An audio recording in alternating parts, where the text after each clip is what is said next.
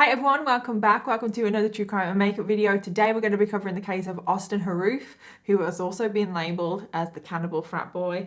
Yes, we're doing another cannibal case today, but it's not like your typical cannibal case, which will obviously become clear as we go through the case. It's going to be nothing like the cannibal couple, which was just disgusting. And Au�tіn, at the time of this case, was a college student. He was in a fraternity and he did commit some cannibalistic acts. So that's where the name comes from. But Au�tín's life took such a drastic, downward turn.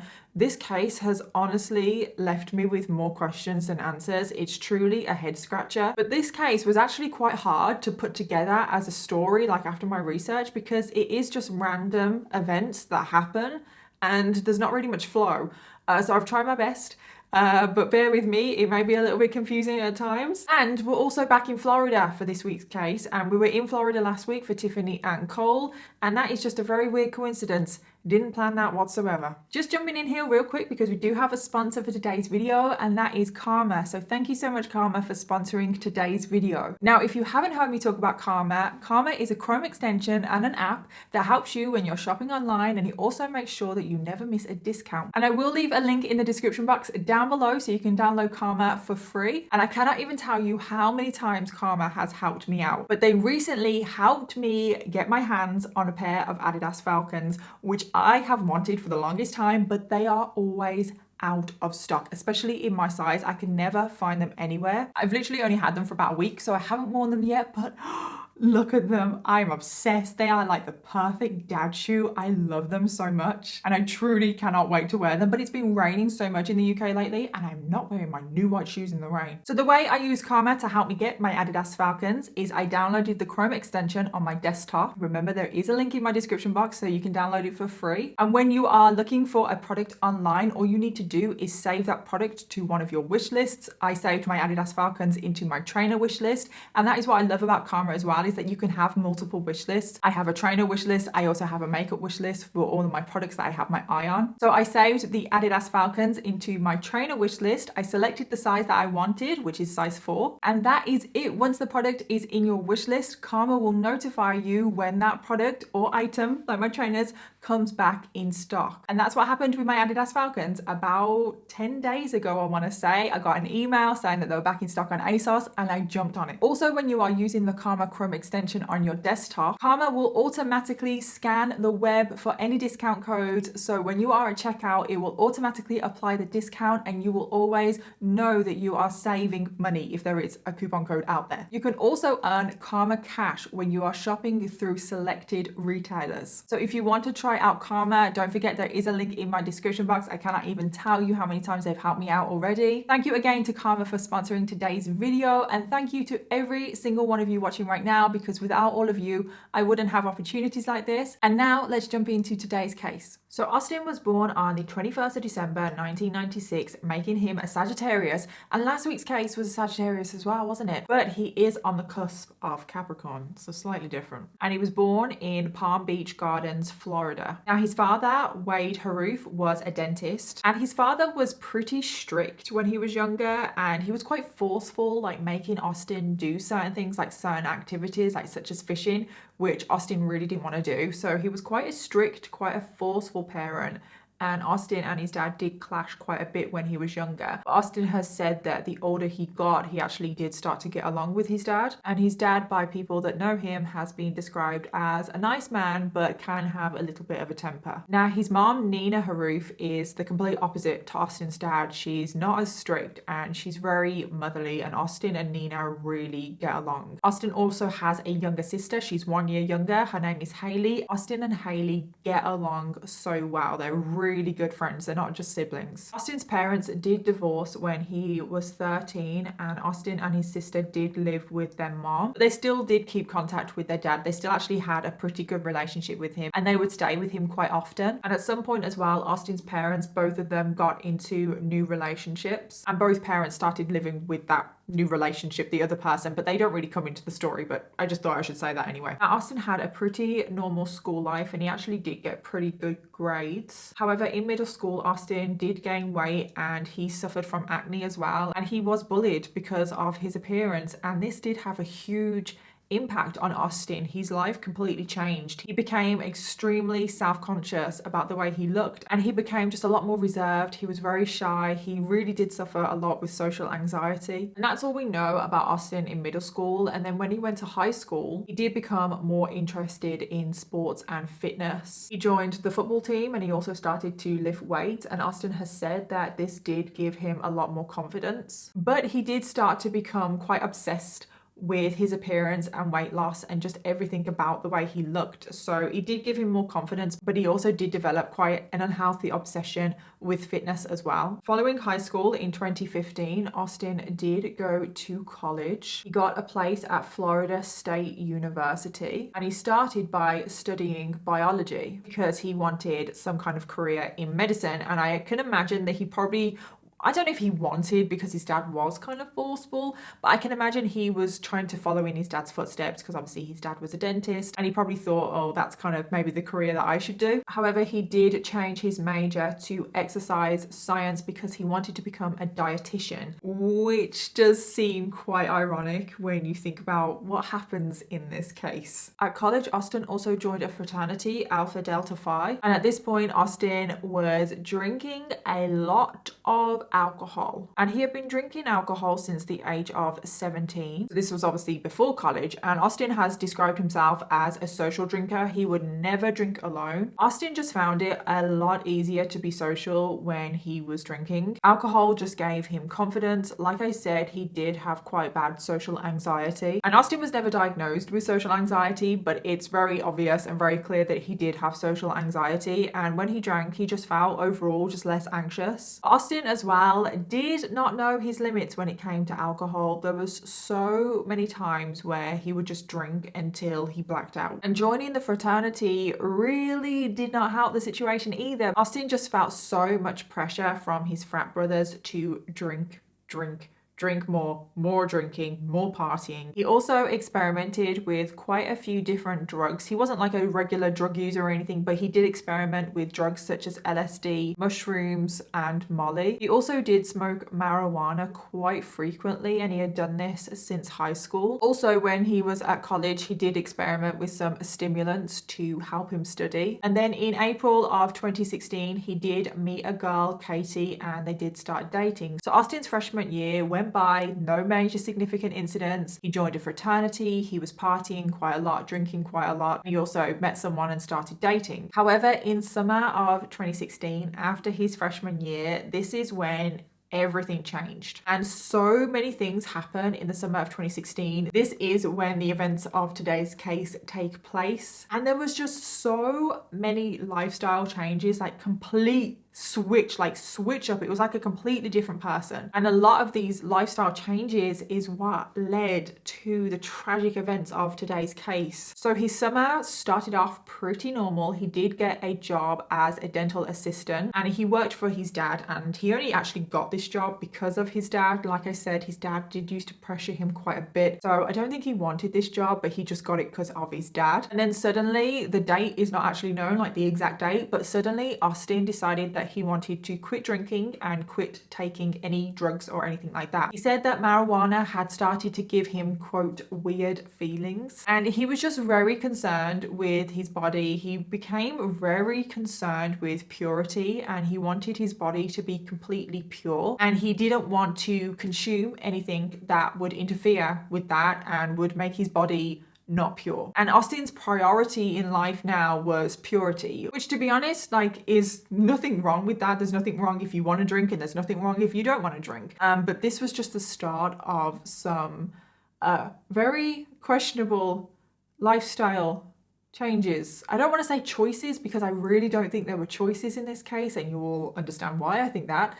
But this was just the start. Aȗtіn also started to get renewed religious feelings. He had been raised Presbyterian before later deciding in his teenage years to become an atheist. However, in the summer of 2016, Aȗtіn started to take an interest in multiple different religions, and he started to study Buddhism, Jesus, and Krishna. He also started to take an interest in the Illuminati. And a big difference to Aȗtіn as well is that he actually started to feel really good about himself. He had struggled for so long along with who he was and what he looked like, and he had finally started to feel really good about himself. And this is when he got a very sudden inspiration to start something new. And this was complete, like 180. It was completely out of his comfort zone, and Au�tіn decided that he wanted to become a famous rapper. People say I'm very rad, very rad, very rad.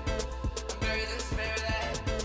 I'm scared rad. And when I first heard that, I'm not gonna lie, I laughed. I was like, what? But now that I know everything that goes on, I just can't help but just see like his mental health deteriorating, and this is exactly what is happening right now. Au�tіn really threw himself into his music. This wasn't some kind of little hobby that he had. He truly believed that he could become a famous rapper. He believed that if he put enough work and effort into it, and if he wanted it bad enough, it would happen. And Au�tіn came up with a little stage name for himself, and it's not the best, in my opinion. He came up with the name Aȗsty Frosty. Hello, bros. It's Aȗsty Frosty, man. And he even created a YouTube video of him rapping and kind of singing as well. And yeah, he put it on YouTube. I want you to be mine again, baby. 1738.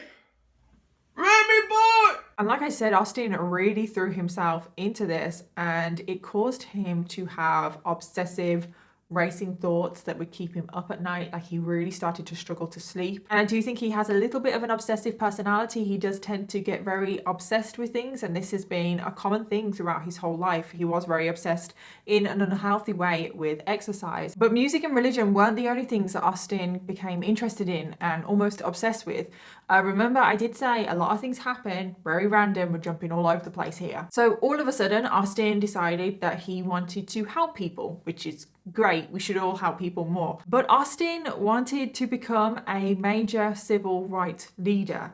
He wanted to be the next Gandhi. And I reacted pretty much in the same way as when I heard about Aȗsty Frosty. I was just like, is he being serious? Like, is he actually being serious right now? And he really truly was. He thought he could be the next Gandhi. And Aȗtіn also thought that he could act as a mediator to solve the problems that were raised by the Black Lives Matter movement. And as part of Aȗtín's transition into being this civil rights leader, he gave up his usual persona of being this like carefree jokester kind of person, and he became really serious. And I mean, like, he became serious as in like he didn't want to joke around, like he wanted to be taken seriously because he wanted to be this civil rights leader. He also started to become a little bit too friendly with people, like not like friendly in a good way. I mean, in his mind, I think he was thinking that he was being friendly in a good way, but it came across a little bit creepy. He would invest himself just a little bit too much into people's problems. And this was particularly evident at the dental practice that he worked at with his dad. He became a little bit too friendly with the patients. He became really concerned with their problems. Like, he would ask the patients about their problems and about their personal lives, being a little bit intrusive really. And he became so concerned with their problems that he would literally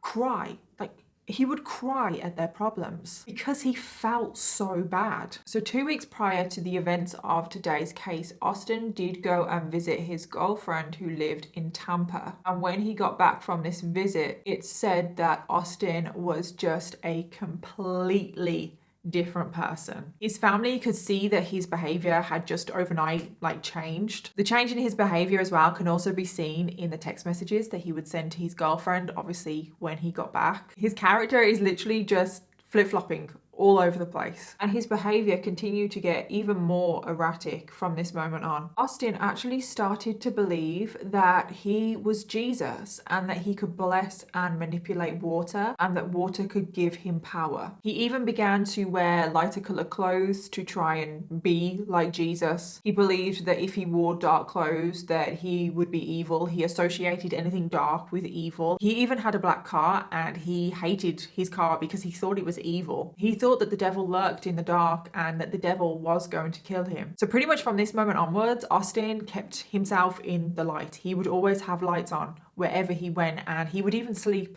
with the light on. It would then become a common occurrence for Au�tіn when he was asleep to wake up and see demons, and he wouldn't actually know if he was asleep and dreaming or if he was awake. He truly did believe that there was a dark spirit or the devil that lurked in the dark that was going to kill him. But he didn't only just fear for himself, he actually feared for everyone that he lived with. So obviously he was back for the summer. He was back living at home with his mom, her partner, and his sister. And he believed that it wasn't just him that was in danger. He believed that this dark spirit, devil situation was going to kill him and his family. And he was especially worried about his sister, and he was so worried about his sister that he actually slept in her room. He slept on the floor in her room because he thought that his presence, for some reason, maybe because he thought that he was Jesus, I don't know, but he thought that his presence would protect his sister. He also became extremely worried about the family dog as well, and he thought the dark spirit was going to kill the family dog. So he would sometimes bring the dog into his bedroom and sleep with the dog, and he thought that they were almost protecting each other. He was protecting the dog, but then the presence of the dog was also protecting him. And you really truly have got a feel for Au�tіn in this particular moment in time, because you can just tell by his Google searches that his mental health is deteriorating. He's becoming extremely confused. I think Au�tіn at this point realized that something wasn't quite right with himself, with his mental health, and he was searching for things like how to cope with anxiety, how to know if you're going crazy, and what does it mean when people sell their soul to the devil. In the week leading up to the tragic events of today's case, Au�tіn has said that his brain was just constantly on. It was running all of the time. And Au�tіn also did truly believe that he had some kind of superpowers. Au�tіn experienced extreme levels of grandiosity, but not only that, he also felt completely fearless. And because he felt completely fearless, his actions, his behavior became very reckless. He would literally walk into the middle of the road with cars driving here, there, and everywhere. And he thought that he was invincible. He felt like he had some kind of force field around him and the cars would just avoid him. Not only was Au�tіn walking out into just busy roads, endangering himself, his driving as well became very dangerous. He was just really reckless. He truly thought that he was invincible, and he became such a danger to himself and others. Now, I told you, random. This case is random. It does feel like there's just loads of different things and they don't really connect. So not only all of this that I've just said, but Au�tіn started to believe that he was part animal, part dog to be exact. Whenever he would hear dogs barking, he thought that it was souls trapped trying to communicate with him. But then at other times, he also believed that he was half man, half horse. And he started to really focus on the fact that he was a Sagittarius, and the symbol for a Sagittarius is a centaur. And he really thought that he was half man, half horse. So yeah, he's just flip-flopping in between thinking that he's half man, half dog, and half man, half horse. He continued on having racing thoughts, very obsessive thoughts. He became increasingly distracted and detached from the world. And he just became like a lot more talkative, which was completely out of character for him. But he also had persisted elevated mood levels. And these would literally last for long periods of time, over 24 hours. It's also reported that when Au�tіn was experiencing these elevated mood levels, that he reported that he needed no sleep. And in the week leading up to the events of today's case, Au�tіn was only getting a maximum of 2 hours of sleep a night. And there is no explanation really for any of this. He wasn't taking any substances or anything at all that could explain any of this behavior. So on the 13th of August, just 2 days before everything goes down, Au�tіn starts to collect business cards of people because he thinks that by collecting business cards of people, he's protecting those people that he has business cards of, and somehow he would prevent any harm coming to these people if he had their business cards in his possession. And then all of a sudden, literally like that, he decided that actually by him having these business cards, he was convinced that harm would actually come to them. He wasn't protecting them. Like, he completely changed his mind.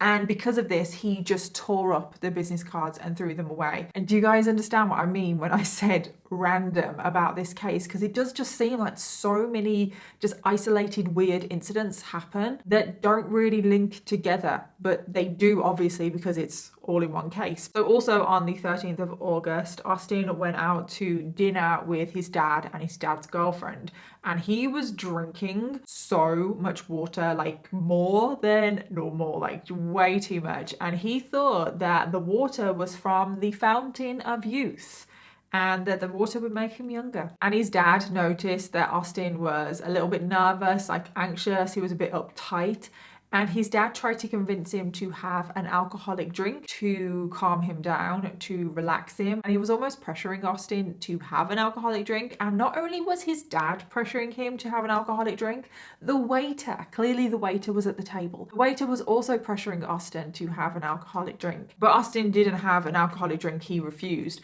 And then also at this dinner, Au�tín's dad and Au�tín's dad's girlfriend got into a little bit of an argument. Well, not really an argument, but they fell out in some way, and Au�tіn offered to drive his dad's girlfriend home. Au�tín's dad refused to let him take her home. He wouldn't give Au�tіn car keys, and I think it kind of ended up as almost Au�tіn and his dad having a little bit of a confrontation, to which Au�tіn left dinner. He left the restaurant and walked home. And Au�tín's behaviour on his walk is a little bit bizarre. It's very out of character, just like everything that's going on right now is very out of character for Au�tіn. But he starts waving to strangers as if like they know him. He also starts talking to a few people just randomly, and he talks to homeless people as well. And in this particular moment, Au�tіn felt absolutely incredible. He felt invincible, and he felt again like he had superpowers. And then all of a sudden, a street light went off, and Au�tіn panicked. He lost it. He spiraled downward so quickly. And in his panic, he ran to a pizza shop that was very close by because he could see that the lights were on. And he ran in there and he asked the customers, he asked people in the pizza shop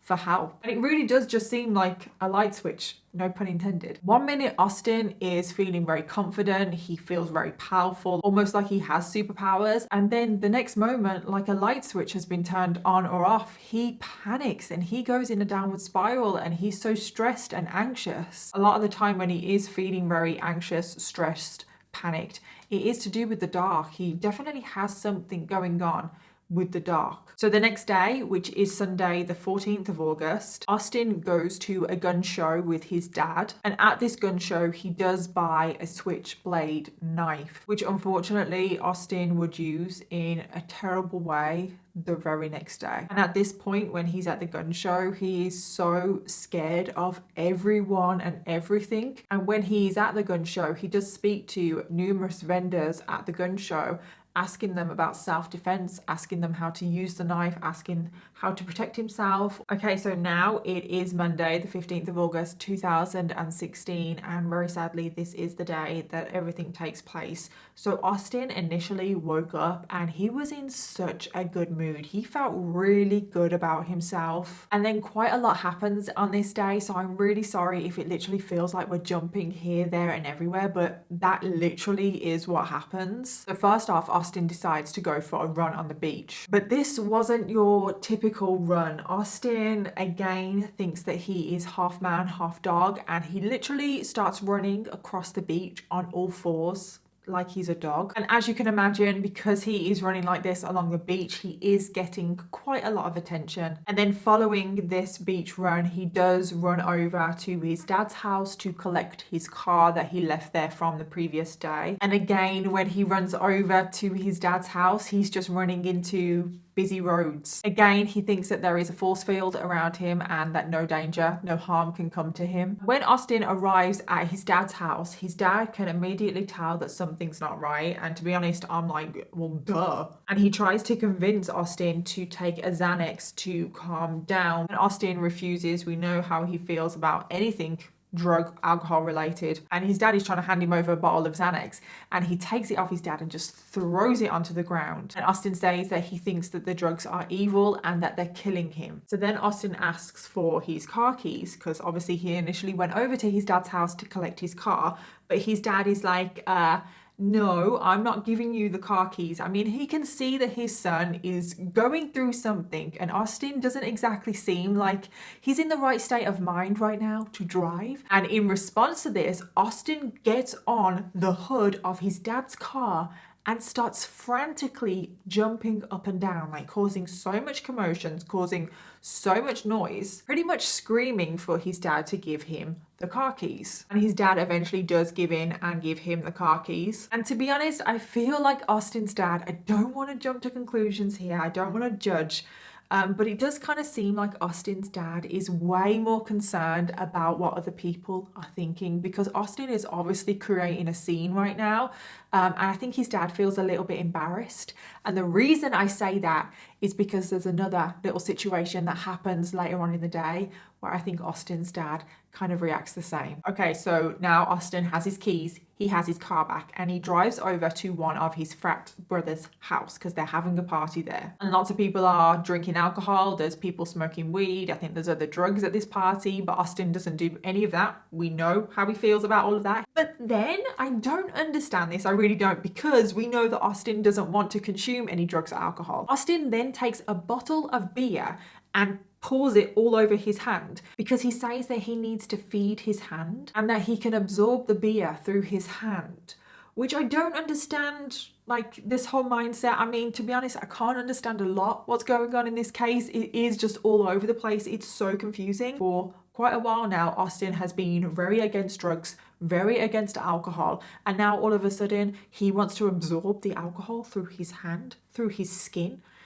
Doesn't make sense. Okay, so that's pretty much it for the party. I don't know how long he spent there. Now he's going out to dinner with his dad and his dad's girlfriend, but he doesn't last at the dinner very long because he storms out because he says that he feels trapped. And then before Au�tіn knew it, he had ended up back at his mom's house, at his house, and he had no recollection of how he got there. At this point, Au�tін's memory is going in and out. He's not really fully conscious a lot of the time, like he's not always aware of what's going on. So he storms out of the restaurant, has no recollection how, but somehow he manages to end up at his mom's house. And his mom knows that something is up straight away. And then out of nowhere, just in front of his mom, Au�tіn picks up a large bottle of cooking oil and starts to drink it. Oh my God, I literally cannot think. I was going to say I cannot think of anything worse, but just wait.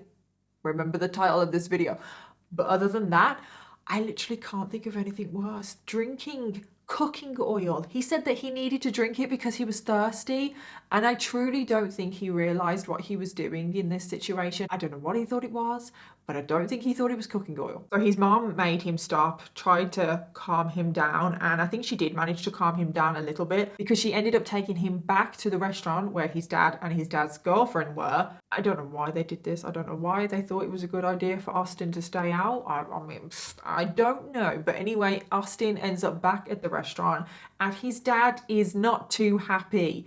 Au�tіn has created a little bit of a scene at the restaurant, and like I said, I think his dad is very concerned with what others think of him, and they end up in a little bit of a confrontation. His dad actually grabs Au�tін's shirt in this little confrontation, and Au�tіn actually pulls his fist back to punch his dad, but he doesn't because he thinks, no, I'm going to be the bigger person and teach my dad a lesson, and Au�tіn just leaves the restaurant. So now Au�tіn has left the restaurant again and he just starts running, and again he's running into traffic, he's running onto roads, and while he is running he does see a dark figure. This is obviously not new to Au�tіn, but Au�tіn is completely convinced that this dark figure is going to kill him, and he instantly becomes terrified. Pretty much most of this day he has felt so confident, so invincible, but now that he's seen this dark figure, he feels absolutely petrified. And Au�tіn starts to run away from this dark figure. As he's running away, he does see a light coming from a house. It's actually coming from a garage. And there's actually a man and a woman in this garage. The garage door is just open and they're in the garage just relaxing. And this man and woman were John and Michelle Stevens. Michelle and John Stevens were both in their 50s and they had been married for approximately 10 years. John had worked as the owner of a landscaping company and Michelle had worked in the financial industry. They had both retired early and were now living in the affluent area of Tequesta, just north of Palm Beach, which was where Au�tіn lived. They have been described as just great people, just really nice, caring, very fun, loving people. So Michelle and John were in the garage. They were relaxing. They had 2 chairs just in the garage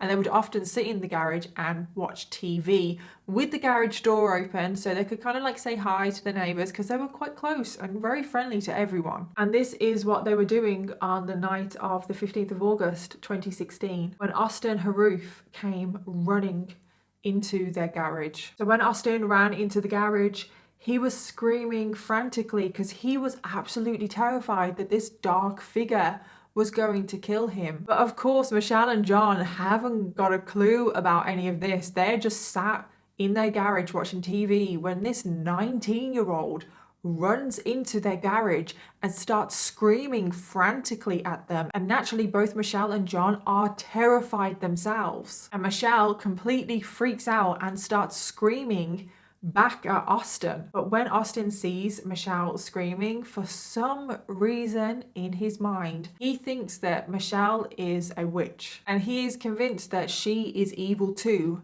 just like that dark figure. So in response to Au�tіn thinking that Michelle is a witch, he pulls out his switchblade knife, the one that he bought just the day before at the gun show, and he starts stabbing Michelle. He then also turns on John and he also starts stabbing John. Au�tіn then found a machete in the garage and then starts stabbing both Michelle and John with the machete. And then at some point, it wasn't completely clear when this happened. Like, I don't know if this happened before, I don't know if it happened during, and I don't know if it happened after the attack. But Au�tіn found a bottle of liquid in the garage, which he believed was alcohol. However, it wasn't alcohol, it was actually a bleach-like chemical. But of course, Au�tіn didn't know this. In his state of mind, he thinks that it's alcohol. And Au�tіn starts to drink this liquid as if it's alcohol. And again, it's weird, isn't it? Because for the longest time he's been against alcohol, but now he seems to want to drink every single alcohol in sight. But this is when Jeff Fisher comes over to the garage. Now, he is a neighbor of Michelle and John, and he hears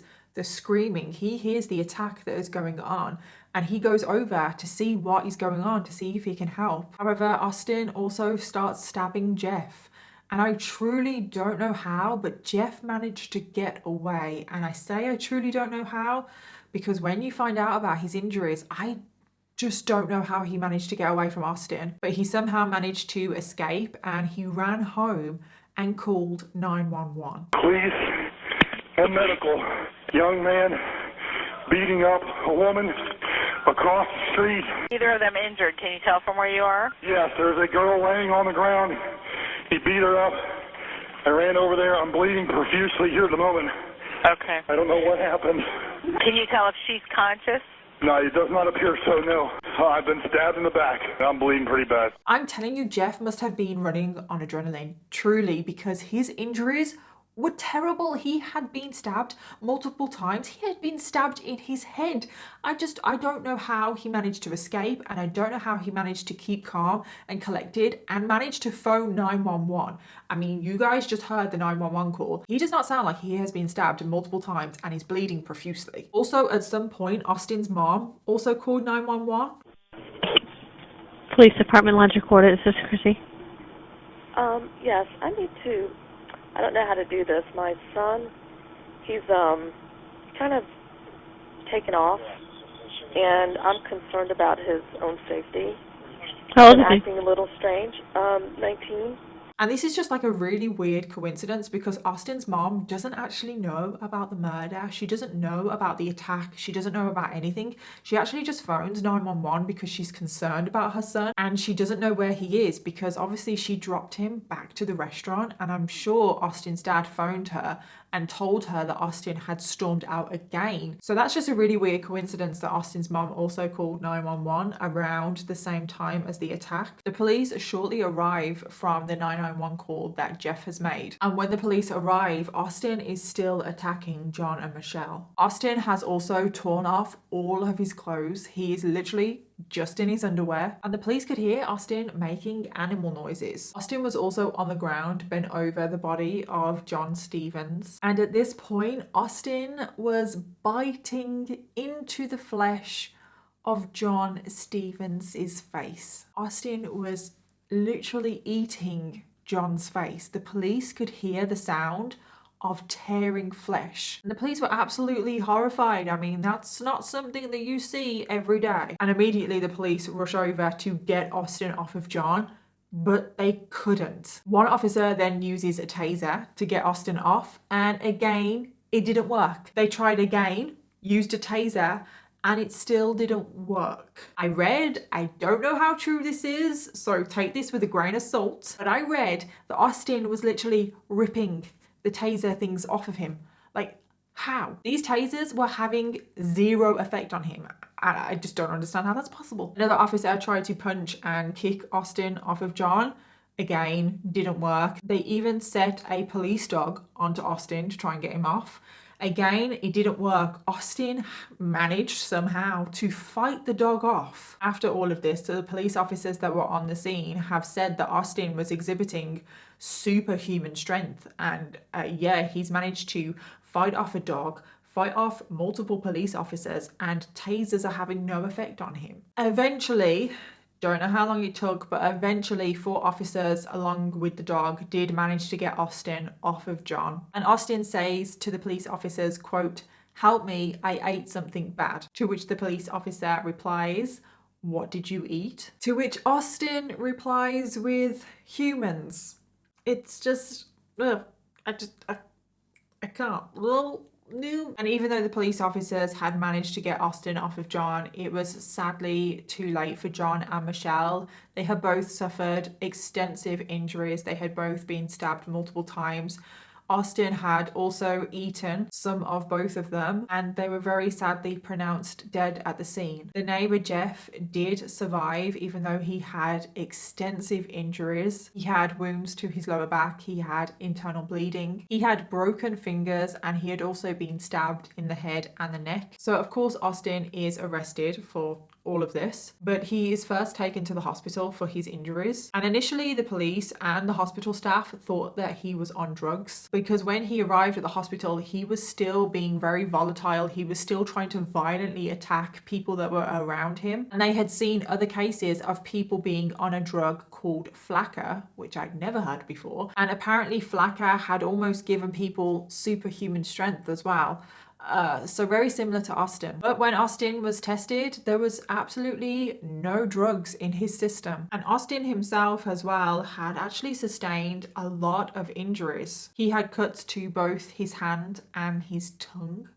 I don't know how he got cuts on his tongue, but he did. He also had terrible internal injuries from drinking that liquid. Austin thought that it was alcohol, but of course it wasn't. It was a bleach-like chemical. And it had caused severe damage. It had burned his throat, his stomach. He had kidney and liver failure, and he had a lot of internal bleeding. He also had blood clots on his brain as well. And at one point, the hospital staff didn't know if he was going to make it. But eventually, it was a long recovery, but eventually Austin did recover. 2 months after the murder, Austin was charged with the murders of both Michelle and John, and also the attempted murder of Jeff. And while Austin was awaiting trial, a lot of investigations and evaluations were done into Austin's state of mind. And Austin was diagnosed with bipolar disorder with psychotic features. But as the evaluation was taking place and more was coming out about Austin, his childhood was also looked into. It does seem that Austin has been struggling with his mental health from quite a young age. We obviously know that he had crippling social anxiety, but Austin had also suffered with sleep paralysis, and this had started from when he was very, very young. And at times when he was suffering with sleep paralysis,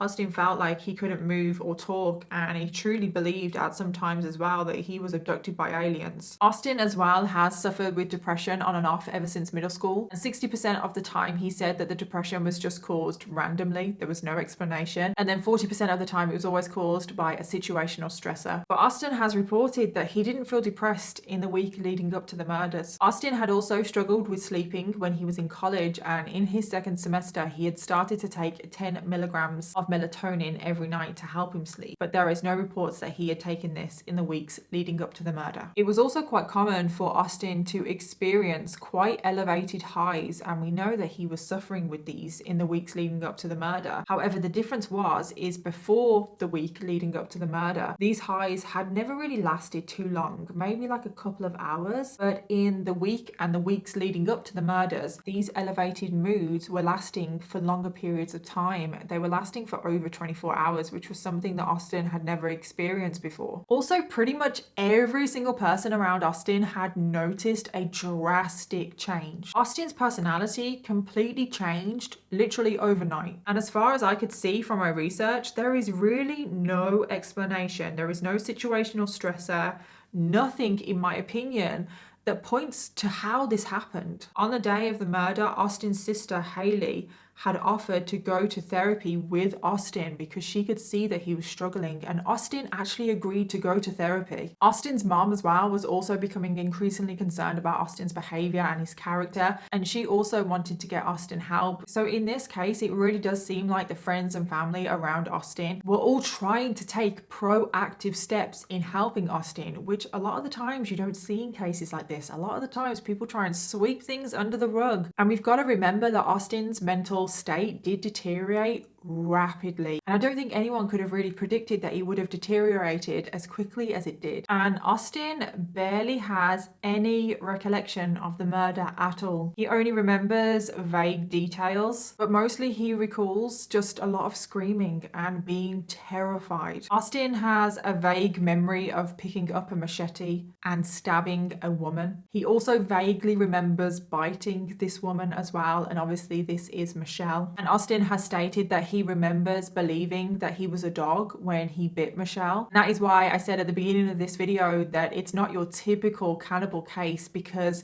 he has no real recollection of doing it, and he also believed that he was a dog when he was biting and eating Michelle and John. Oh, that's just so horrible to say, isn't it? It's just absolutely horrible. He also recalls a man. He doesn't know what man this is. It could have been Jeff. It could have been John. He vaguely remembers stabbing a man. Again, we don't know which man this is because he stabbed both John and Jeff. Au�tіn has said that he has absolutely no recollection at all about biting John. We obviously know that this happened because this is how the police found him. And then he doesn't remember anything else. The next memory that Au�tіn has is waking up in the hospital. And Au�tіn is still waiting to stand trial. His trial hasn't happened yet. It has been delayed numerous times because Au�tіn has been declared insane. So right now, Au�tіn is deemed unfit to stand trial. So we don't actually know if this case will ever go to trial. We just don't know. And in my opinion, this is actually a genuine case of insanity. I truly believe that Au�tіn didn't know what he was doing at the time was wrong. I don't think Au�tіn really knew what he was doing at all. And I feel like a lot of the times in cases when insanity comes up, sometimes you don't always know, like there's always a question mark, like are they competent or are they just manipulating everybody? But I truly believe in the case of Au�tіn, this is a genuine case of insanity. And I'm not sitting here making excuses for Au�tіn. I'm not. He took 2 innocent lives away. He took Michelle and John, and my heart goes out to their friends and family because they were taken. They were just sat in their garage